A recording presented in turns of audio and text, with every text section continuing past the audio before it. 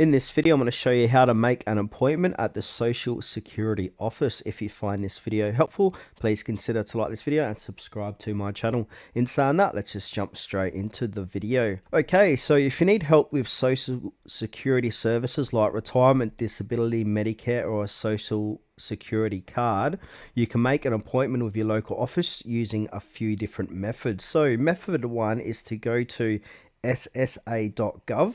Then from here we need to log in, so click on to sign in and log into your My Social Security account, but make sure you are within the service hours of doing so. So Monday to Friday 4:15 a.m. to 1 a.m.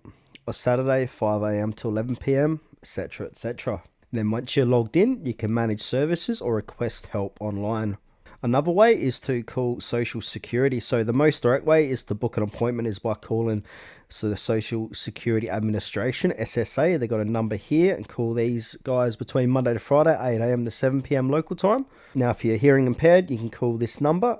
And now they can get quite busy, so try and call early in the day or midweek for shorter wait times as well.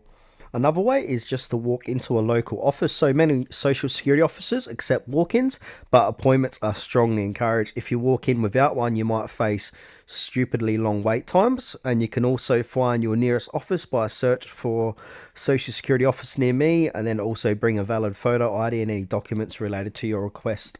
And now, talking about documents, so these are the things you need to bring. So a government issue photo ID like your driver's license, passport, etc., your SSN number, and any documents related to your reason for the visit. For example, birth certificate, W-2, benefit, award letters, etc.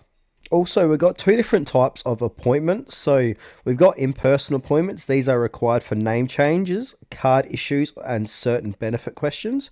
Phone appointments are often used for benefit applications, questions, or document reviews. So keep that in mind as well.